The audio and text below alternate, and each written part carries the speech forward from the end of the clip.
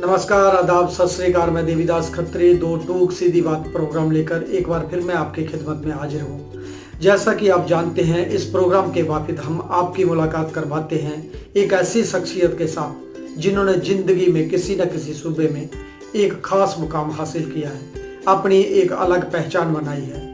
आज जिस शख्सियत को हमने इस प्रोग्राम में जन्नत दी है, उनका नाम किसी तारुफ का मोहताज नहीं है।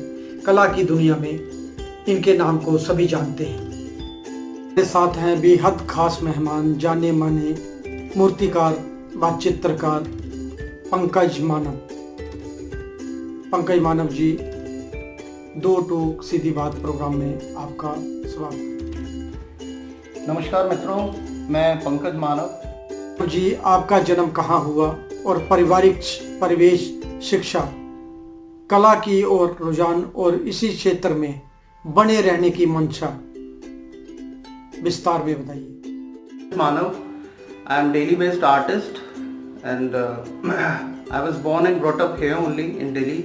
My father was an educationist and my mother was also a teacher. And if I look at my childhood days, she used to paint some oil paints and she used to imitate those images through some you can say some portraiture kind of work or some figurative work. And I used to fascinate about the application, how she applied those colors and the tools she used to use. And I used to ask her, how you managed to make all these things with figurative work. So she used to tell me, when you will grow up, you will get to know all these things, but now you just concentrate on your studies. And that time I started doing landscape works. I was very fascinated by the imaginative works and imaginative scenes. I didn't want to imitate things like these still life and figurative works, not that much. Initially you have to learn all this, but I was very much into imaginative things. And later on, if I see closely, most of my friends, they used to love commercial music and loud music, the rock and pop basically, but I was into ghazals and I was into shairi. That time also my ideologies, my inspirations were different from those, them. And that time also, so I had a very different taste from those times also. And my Dadaji, he used to recite and he used to tell me some dohas of Mahakavi Bihari, Tulsidas and Kabir Das ji, Rahim Das ji. So it was in my reflexes, because that time I used to recite these kind of dohas. There are many. सतसैया के दोहरे, जो नाविक के तीर, देखन में छोटे लगे, घाव करें गंभीर. These एक साधे सब सधे, सब साधे सब जाए, रहीमन मूल ही सींचिए, फूले फले अघाए. So these were all inspirations through my childhood, and I started learning things from. बातचीत का सिलसिला जो ही चलता रहेगा। आइए इससे पहले एक नज़र डालते हैं पंकज मानव जी के द्वारा बनाए गए मूर्ति व चित्रों में।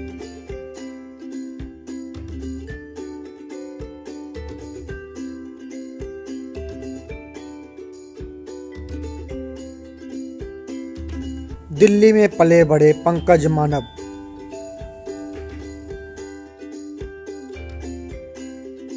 पंकज मानव ने जन्मभूमि को ही कर्म भूमि चुना।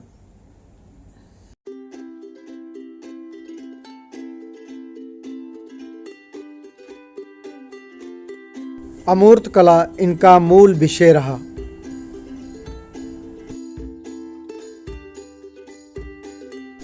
बात चाहे चित्रों की करे या फिर प्रत हासिल कर रखी है। की करें, दोनों में अपने कार्य द्वारा नई शैली रचने का प्रयास किया। काफी हद तक सफल रहे पंकज मानव जी।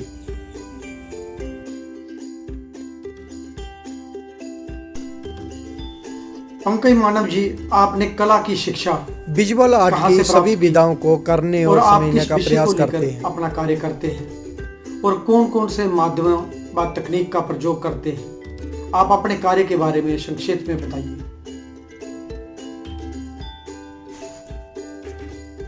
मैंने मास्टर्स किया फाइन आर्ट्स में, स्कल्पचर में, और मेरी जो विधिवत शिक्षा हुई वो दिल्ली से ही हुई। मेरी जो अपब्रिंगिंग है वो दिल्ली से ही थी। पिताजी एजुकेशनिस्ट थे, मदर भी टीचर थी, तो कहीं ना कहीं ये तो उन्होंने हमेशा मुझे इंस्पायर किया इस चीज़ के लिए कि बेटे तुम्हें जो कुछ भी करना है लाइफ में, एक वेल क्वालिफाइड तो होना है पहले, उसके अलावा जो भी तुम्हें करना है ऐसी कोई बाउंडेशन कभी नहीं थी कि आपको ये करना है या वो करना है। तो बचपन से मैंने भावलपुर हाउस थिएटर मैंने ज्वाइन किया था जब मैं स्टैंडर्ड 5 में था, तो मैं वहाँ जाता था और मेरा जो चीज़ों को देखने का नज़रिया था वो शुरू से जो मेरे फ्रेंड्स थे उनसे थोड़ा अलग था। मैं बॉलीवुड सिनेमा बहुत ज़्यादा लाउड मैं म्यूज़िक नहीं सुनता था, या बॉलीवुड बहुत ज़्यादा कमर्शियल सिनेमा में, उससे ज़्यादा मैं जो पैरेलल सिनेमा था, जो आर्ट मूवीज़ थी या जो गज़ल थी, मैं उसको ज़्यादा एंजॉय करता था, या जो मेरी जो जिज्ञासाएँ थी उसके प्रति थी। शायरी में इंटरेस्ट था और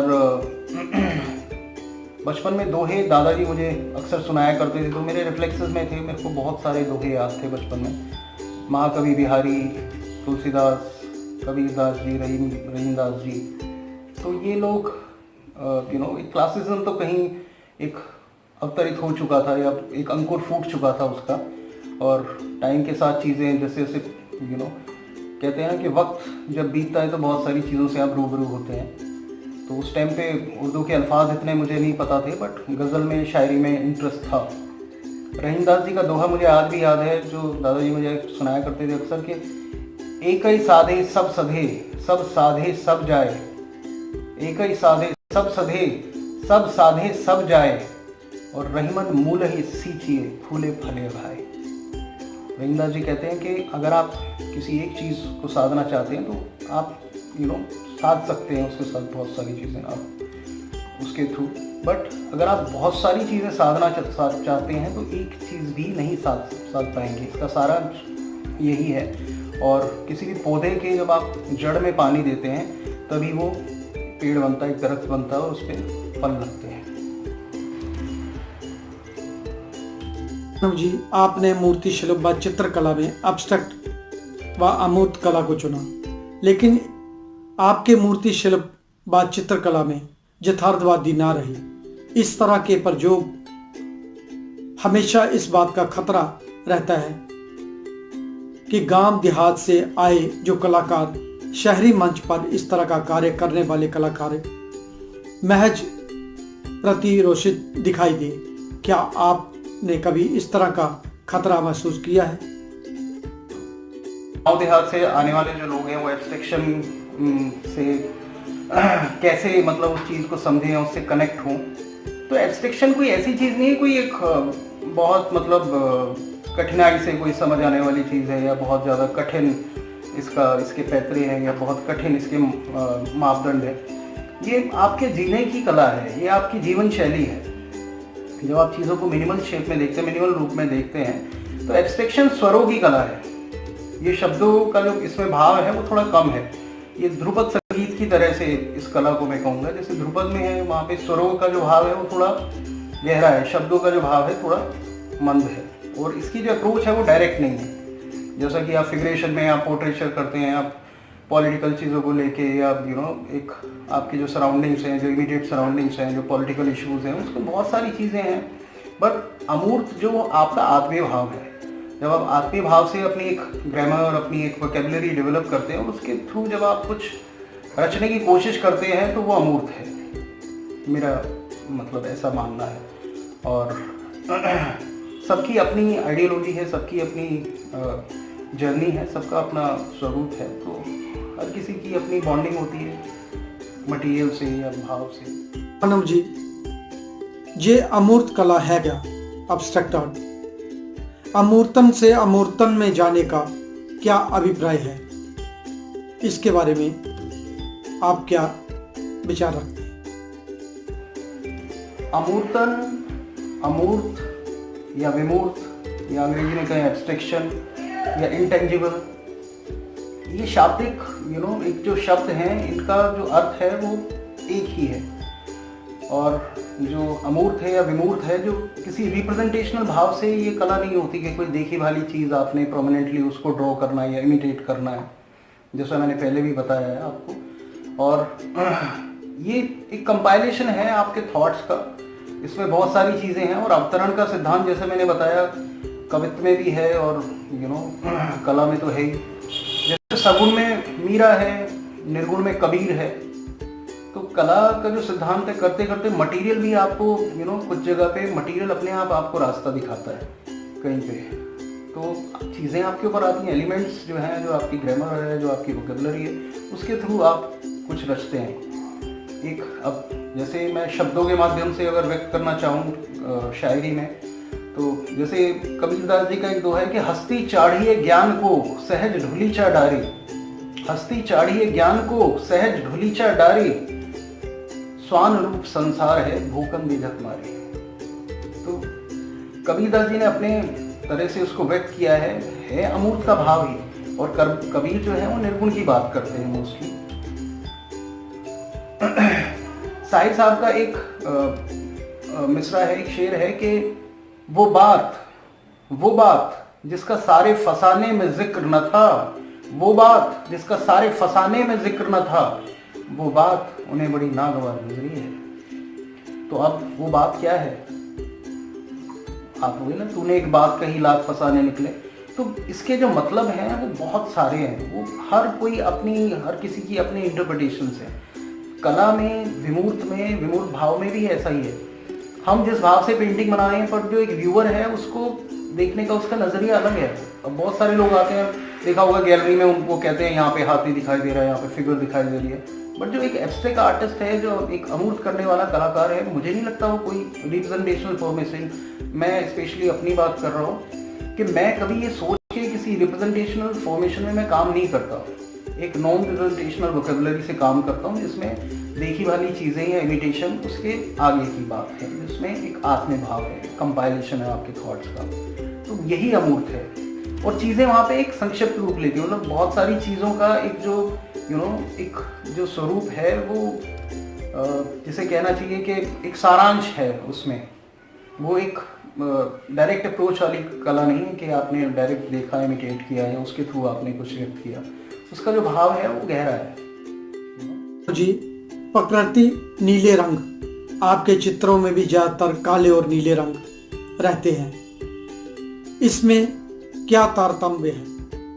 ब्लू और ब्लैक कलर में काम करने का मतलब ऐसा कुछ नहीं। हाँ, मेरे को ब्लू पसंद है, ब्लैक बहुत पसंद है। ब्लैक की जो काले रंग की जो अपनी एक उसमें जो एक रहस्यवाद छिपा हुआ है, मेरे को नहीं लगता किसी और कलर में वो हो सकता है। बट मेरे जो फेवरेट कलर्स हैं या जिनमें मैं सहज हूँ, या आप ऐसा कर सकते हैं, उनमें मुझे फैसिनेट करते हैं जो कलर, उनमें ब्लू है, ब्लैक है, रेड है, बर्न सिएना है, वर्मिलियन है। तो कुछ हर किसी के अपने और कलर ऐसा नहीं कोई बहुत प्री प्लानिंग से मैंने तो पैलेट ऐसा नहीं, करते करते आपको कभी मन करता है कि आपको ब्लू लगाना है, ब्लैक तो ऐसा। और किसी एक ग्रेट मास्टर ने कहा है कि ब्लैक और रेड ये कला में ऐसे हैं कि जैसे नमक और चीनी, इसकी भी बहुतायत हुई, जो भी बढ़ेगा वो खाने को बेस्वाद कर देगा।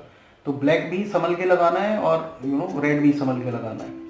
पर हाँ, जो ब्लू और ब्लैक का या ब्राउन का जो एक अपना रहस्यवाद है, वो गजब का है, जो मुझे हमेशा फैसिनेट करता है। तो मुझे मज़ा आता है वो लगाने में, या मुझे अच्छा लगता है वो करना। मानव जी, प्रकृति से आपका क्या रिश्ता है, उसे आप कैसे परिभाषित करेंगे? प्रकृति से संबंध के बारे में मैं यही कहना चाहूँगा, प्रकृति से जो हमारा या ह्यूमन बीइंग का जो एक रिलेशनशिप है, वो वास्तविक तौर पे एक बहुत ही रहस्यमयी मैं कहूँगा संबंध है, जो एक सांस की कड़ी से जुड़ा हुआ है।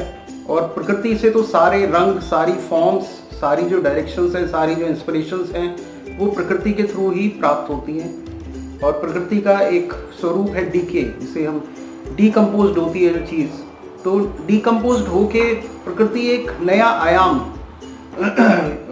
गढ़ती है अपना, जैसा कि आपने जी नाव के स्कल्पचर्स में देखा होगा। और क्योंकि कॉलेज टाइम में मैंने उसके ऊपर डिसर्टेशन किया था, उनके बारे में मैंने पढ़ा, तो और सारा जो संगीत है वो प्रकृति के माध्यम से है, चाहे वो लहरों में हो, चाहे वो हवा की सनसनाहट में हो, चाहे वो जल रंग में हो, चाहे वो बहते जल में हो, पत्तों की सरसराहट हो, कोयल का गीत हो। तो प्रकृति ने तो हमें सब कुछ दिया, और ये जो पंच तत्व का शरीर है ये प्रकृति में ही विलीन हो जाएगा एक दिन। तो ये तो जो संबंध है, इससे गहरा संबंध तो किसी और चीज़ से मुझे लगता ही नहीं कि हो सकता है हमारा। पंकज मानव जी, आपने भारत भवन भोपाल में भी श्रमिक का काम किया और काफ़ी समय से आप ललित कला अकादमी, रीजनल सेंटर, गढ़ी आर्ट स्टूडियो में भी काम कर रहे हैं। एक समय था जब दृश्य कलाकारों व साहित्य में रुचि रखने वाले कलाकारों की बराबर की भागीदारी थी, जिसका रिश्ता कला और संस्कृति से हुआ करता था। अब ऐसे कलाकारों की तादाद बहुत कम होती जा रही है, इसके बारे में आपका क्या मत है? भारत भवन में कुछ समय के लिए, कोई 6 या 7 महीने के लिए मैंने भारत भवन में सिरामिक डिपार्टमेंट में काम किया, और वहाँ कुछ बहुत ही अद्भुत कलाकार जिनसे मेरी मुलाकात हुई और जो वहाँ का म्यूज़ियम था उसकी जो कलेक्शन है वहाँ पे, मतलब कुछ चीज़ें एक क्लासिकल म्यूज़िक से जुड़ने का जो मैं कहूँगा एक जो कड़ी थी वो वहाँ से जुड़ी। और वहाँ पे काम करने वाले लोग बहुत सिंसियरली वहाँ पे काम करते थे। कुछ लोग जे स्कूल ऑफ आर्ट से आए हुए थे, कुछ बेंगलोर से थे वहाँ पे, और डेली कॉलेज से मेरे साथ डेली कॉलेज से भी 1-2 फ्रेंड थे जो प्रिंट मेकिंग करते थे वहाँ पे गढ़ी में। और दोनों ही जगह, चाहे वो गढ़ी हो या भारत भवन हो, मेरे लिए तो वो जगह एक पिलग्रिमेज जैसी है, एक मंदिर जैसी है, जहाँ पे चीज़ों को मैंने एक बहुत बारीकियों से उसका अध्ययन किया, उसको सीखा, और जो एक मिनिमलिस्ट जो एक अप्रोच होती है उसके बारे में थोड़ा और मेरा जो ज्ञान था वो विस्तृत हुआ। आपने कहा कि आजकल ऐसे कलाकारों की तादाद कम हो रही है। देखिए, कलाकार जो है वो हमारी जो सोसाइटी है, हमारा जो समाज है, उसका मतलब एक रिफ्लेक्शन जो है कलाकार के अंदर हमेशा उसके इर्द गिर्द रहता है, या उससे वो परस्पर एक संपर्क में रहता है।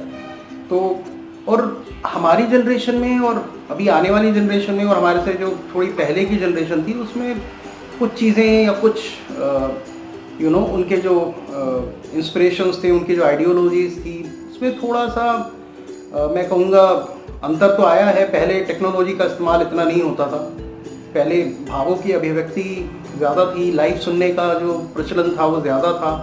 अभी आप देखेंगे तो हर चीज़, आप इतने सारे ऐप्स हैं, आप म्यूज़िक भी सुनना है तो आप स्पॉटिफाई पे सुनिए, गाना.com है। और पहले जो कवायद थी वो लाइव सुनने की थी, मुशायरे का और कवि सम्मेलन का जो एक माहौल था वो अब कहीं ख़त्म होता जा रहा है, बहुत रेयर है। दिल्ली में तो वो कल्चर बचा ही नहीं है, तो उसके कारण भी बहुत सारी चीज़ें बदली हैं। पंकज मानव जी, राजनीति सामाजिक जागरूकता के संदर्भ में, या जो कहें चित्रकला ज़्यादा सक्षम है, प्रोफेशनलिज्म मूर्तिकला नहीं, इसमें क्या विचार है आपका? पॉलिटिकली अपनी चीज़ों को व्यक्त करने का, या अपने भावों को या अपनी अभिव्यक्ति को व्यक्त करने का जो माध्यम है, मुझे लगता है कि कार्टून एक बहुत डायरेक्ट मीडियम है और एक बहुत डायरेक्ट लैंग्वेज है। पोस्टर मेकिंग, कार्टून, क्योंकि एक आम आदमी से कनेक्ट होती है वो चीज़। एक न्यूज़पेपर सब लोग देखते हैं, एक आवाम जो है उसे पढ़ती है, बट गैलरी में कितने लोग आते हैं? आप चाहेंगे एक गैलरी से इस तरह का रेवोल्यूशन पैदा हो तो पता नहीं। मैं इस भाव को लेके कला करता नहीं, और जो पॉलिटिकली इन चीज़ों में इन्वॉल्व हैं या पॉलिटिकली करते हैं, पॉलिटिकल इश्यूज़ को लेके काम, वो शायद उनका भी एक मत आप लेके देखिए या उनसे बात करके देखिए उनका क्या इस बारे में कहना है, बट मुझे तो इस बारे में लगता है कि स्कल्पचर हो या पेंटिंग हो, वो उस लेवल पे कनेक्ट नहीं कर सकते आप अगर पॉलिटिकल इश्यूज़ को लेके अगर आप काम कर रहे हैं। ठीक है, हमारा जो एक आर्ट वर्ल्ड है, बहुत सारी हम चीज़ देखते हैं, बट आवाम से जुड़ने का जो माध्यम है वो कार्टूनिंग और जो इलस्ट्रेशन है या जो पोस्टर मेकिंग है, वो बहुत डायरेक्ट मीडियम है या डायरेक्ट बहुत मतलब अप्रोच बहुत डायरेक्ट है उसकी। मानव जी, बतौर कलाकार अब तक कौन कौन सी उपलब्धियां हासिल की आप, जैसे अवार्ड, स्कॉलरशिप, फेलोशिप व एग्जीबिशन, या कौन कौन से संग्रहालयों में आपका कार्य लगा हुआ है, जरा संक्षेप में बताइए। उपलब्धियों के बारे में तो मैं क्या बताऊं, उपलब्धियां तो आप मेरे बायोडाटा से वाकिफ़ हैं, जो भी सारी चीज़ें हैं उससे आप भली बात ही परिचित हैं, पर फिर भी उपलब्धियां मतलब एक इस तौर पे कॉलेज ऑफ आर्ट में जब मैं कंप्लीट किया, और उससे पहले कॉलेज में मेरिट अवार्ड्स जो थे, मेरिट सर्टिफिकेट मिला, प्राइज़ मिला। Then after completing my college I received junior fellowship. After that I got Lalit Kala research grant in 2007 I think, and I was honored National Award by Prafulla Dhanukar Foundation, Mumbai, for my painting. It was for the abstract painting, National Award था। और उसके बाद national में selection हुआ 3 बारी ललित कला academy से, और कलेक्शन साहित्य कला परिषद में है, चेन्नई ललित कला सेंटर है, दिल्ली ललित कला सेंटर है, टेक्निकल एजुकेशन डिपार्टमेंट्स हैं, और प्राइवेट बहुत सारी कलेक्शंस हैं। ऐसे तो मुझे भी बहुत सारी हैं, मतलब बहुत ज़्यादा भी नहीं, पर हाँ ठीक है। भारत सरकार के अधीन आने वाली जितनी भी सरकारी व गैर सरकारी संस्थाएं हैं, उनको इस कोरोना महामारी के समय में कौन कौन से कार्य करवाने चाहिए, जिससे कला जगत के कलाकारों में उदार व सुधार हो सके, इसमें आपके क्या सुझाव हैं? देखिए, जो लोग फुल टाइम आर्ट कर रहे हैं, जो एक्चुअली फ्रीलांसर हैं, तो उनको मुझे लगता है कि नॉन गवर्नमेंट जो ऑर्गेनाइजेशंस हैं या जो गवर्नमेंट ऑर्गेनाइजेशंस हैं, उनको कुछ ग्रांट इशू करने चाहिए आर्टिस्टों के लिए, और कुछ इस तरह के प्रोजेक्ट्स हों कि अब ऐसे में कोई कल्चरल एक्सचेंज प्रोग्राम्स नहीं हो रहे, कोई स्कॉलरशिप्स नहीं है, तो एक फ्रीलांस आर्टिस्ट के लिए बड़ा एक बहुत ही मैं कहूँगा एक बुरा समय है जिस टाइम पे एक ऐसा पैंडेमिक जो ये सब मामला चल रहा है। तो इसमें आर्टिस्टों को कुछ ग्रांट इशू करना चाहिए, और आर्टिस्टों की जो एसोसिएशन है, चाहे वो आर्टिस्ट से भी, मैं कहता हूँ कुछ जो आर्टिस्ट लोग हैं जो जॉब में हैं, उनको थोड़ा कंट्रीब्यूट करना चाहिए उन लोगों को सपोर्ट करने के लिए, क्योंकि हर डिपार्टमेंट में आप देखेंगे कुछ ना कुछ सपोर्ट कर रहे हैं लोग। और जो हमारा फाइन आर्ट जो एकेडमी का है या गैलरी से है या गवर्नमेंट का जो भी इसमें हस्तक्षेप रहे, तो मुझे लगता है कि पहल तो उन्हीं को करनी पड़ेगी कुछ। पंकज मानव जी, आप मूर्तिकार भी हैं, चित्रकार भी हैं, और अच्छी खासी शायरी भी करते हैं। इसके अतिरिक्त आप कला के अध्यापक भी हैं। बहुत सारे कलाकार से जब बात होती है, वो कहते हैं हम जॉब में हैं, अपना कार्य नहीं कर पाते। आप अपना कार्य भी लगातार करते हैं, आप कैसे मैनेज कर पाते हैं? आप कुछ टिप्स हमारे दर्शकों को बताइए। शायरी मैं पढ़ता रहता हूँ, कुछ मेरे जो पसंदीदा शायर हैं जिनमें डॉक्टर बशीर बद्र हैं, मिस्टर डॉक्टर वसीम बरेलवी हैं, और कैफ भोपाली हैं, विज्ञान दत्त साहब हैं, तो इनकी गज़लें मैं अक्सर पढ़ता रहता हूँ और मुझे वो बेहद पसंद है। शायरी मैं कुछ मिसरे कभी कभी थोड़ा बहुत लिखता हूँ, ज़्यादा तो मेरे को इतना इल्म नहीं। और शायरी की बात चली है तो एक बहुत अच्छा एक गज़ल मेरे दिमाग में आ रही है बशीर साहब की, कि होठों पे मोहब्बत के फसाने नहीं आते। मतलब श्रृंगार है और एक रोमांटिसिज्म है जो बहुत बखूबी, बहुत ही कमाल का है इसमें। होठों पे मोहब्बत के फसाने नहीं आते, साहिल पे समंदर के खजाने नहीं आते, और सोते में चमक उठती हैं पलकें भी हमारी, आँखों को अभी ख्वाब छुपाने नहीं आते। और ये दिल एक उजड़ी हुई सराय की तरह है, अब लोग यहाँ रात बिताने नहीं आते। उड़ने दो परिंदों को शौक हवाओं में, फिर लौट के बचपन के ज़माने नहीं आते। और इस शहर के बादल भी तेरी जुल्फ़ों की तरह हैं, इस शहर के बादल भी तेरी जुल्फ़ों की तरह हैं, यह आग लगाते हैं बुझाने नहीं आते। तो इस तरह की जो गज़लें हैं बशीर साहब की, इवन डॉक्टर वसीम बरेलवी, विज्ञान साहब, उनकी गज़लें मैं अक्सर पढ़ता रहता हूँ। मुझे बहुत शौक़ है गज़ल सुनने का, गज़ल पढ़ने का, थोड़ा गुनगुनाने का। और जहाँ तक बात रही, आपने कहा कि जैसे डायरेक्टरेट में हम जॉब करते हैं तो और लोग कहते हैं कि हम जॉब में हम काम नहीं कर पा रहे। देखिए, जब आपके अंदर इंस्टिंक्ट, जो जज्बा है किसी भी काम को करने का, और वो पूर्णतः आपको अगर आपकी जो एक एनर्जी है उसको आपको लगता है कि जो आपका पैशन है, और वो इस कदर जब वो पैशन, या तो आप कहेंगे पैशन क्या होता है, वो दीवानगी जब आपके अंदर पैदा होगी तो आप फिर किसी भी तरह से काम करेंगे। फिर उसके साथ वो सांसों की प्रक्रिया के साथ चलेगा वो मामला। आपको खाना है, पीना है, सांस लेना है, आर्ट करना है। तो ऐसा अगर इस कवायद में शामिल हो जाए, इस कड़ी में अगर चीज़ें जुड़ जाए, तो मैं कहता हूँ फिर ये कोई भी इस तरह की प्रिटेंडिंग होनी नहीं चाहिए कि ऐसा है वैसा है, मेरे को टाइम नहीं मिलता, या टाइम तो आपको, अगर आपका पैशन है तो आपको टाइम तो कहीं ना कहीं मैनेज करना पड़ेगा उसकी। पंकज मानव जी, दृश्य कला के अतिरिक्त कोई अन्य कला जो आपको प्रभावित करती हो, या कोई ऐसा सवाल जिसका आप जवाब देना चाहते हो?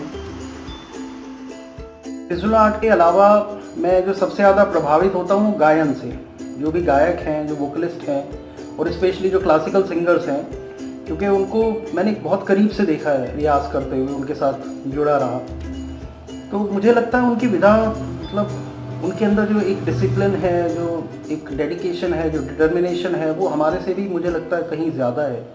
और वो उनकी तो एक, जैसे वो जी रहे हैं अपनी एक ब्रेथ के साथ, उनका जो सिलसिला चलता है, सुबह उठ के रियाज और वो सारा मामला, और फिर उनकी जो प्रैक्टिसेस और सुर का जो साधने की जो पूरी प्रक्रिया है, वो तो उससे बहुत प्रभावित हूँ।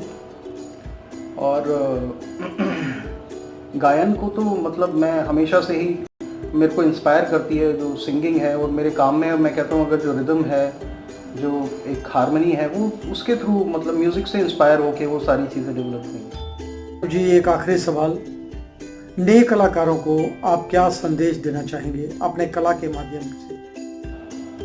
आजकल की जो यंग जनरेशन है, जो यंगस्टर्स हैं, उनके लिए यही मैसेज है कि जो भी करें शिद्दत से करें।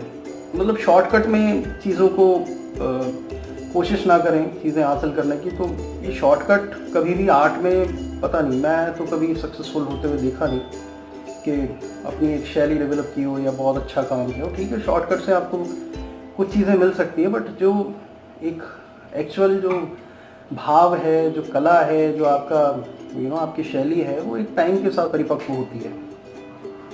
और आजकल की जनरेशन के लिए एक बहुत अच्छा एक आर्टिकल मैंने पढ़ा था विनोद जी का, कि उसमें उन्होंने लिखा था कि राजेंद्र धवन साहब के बारे में था, टाइटल था चुप्पियों का चितेरा। और कोई एक कलाकार थे, दिल्ली से वो नॉर्वे जाने वाले थे, और उनको धवन साहब को उन्होंने एक चेक दिया। तो वो चेक उन्होंने ले जाके उन्हें दिया, कोई किसी गैलरी ने शायद उन्हें दिया था सेल करने के लिए, उनका सेल हुआ था कोई काम। तो उन्होंने वो चेक अपने कोट की जेब में रख दिया और वो भूल गए। कुछ दिन बाद उनका फ़ोन आया, जब काफ़ी दिन हो गए, तो गैलरी ने कहा आपने वो चेक डिपॉजिट नहीं किया, वो अमाउंट विड्रॉ नहीं किया। तो उन्होंने कहा अरे मैं भूल गया। उन्होंने वो चेक निकाला और वो डिपॉजिट किया। तो विनोद जी ने लिखा था यही फ़र्क है आजकल के जनरेशन में उस जनरेशन में। वो लोग काम करते थे, पैसे के बारे में नहीं इतना सोचते थे, पर आजकल जब पैसे के बारे में आप पहले सोचते हैं और काम के बारे में बाद में सोचते हैं, तो ये अपने काम के साथ एक जस्टिफिकेशन नहीं है। थोड़ा ऑनेस्ट होना पड़ेगा सबको ही, मतलब मुझे भी, मैं भी शामिल हूँ उसमें। अगर मैं पहले ही ऐसा सोच के कि ऐसा बनाऊँ, ऐसा कलर लगाऊँ, तो ये मतलब काम के लिए एक जस्टिफिकेशन नहीं होगा, अच्छी बात नहीं है। और जैसा कि एक वसीम साहब की गज़ल मेरे को याद आती, डॉक्टर वसीम बरेलवी की, कि फूल तो फूल हैं, आँखों से घिरे रहते हैं, कांटे बेकार हिफाजत में लगे रहते हैं, और उनको फुर्सत नहीं मिलती कि पलट कर देखें, उनको फुर्सत नहीं मिलती कि पलट कर देखें, हम ही दीवाने हैं, दीवाने बने रहते हैं।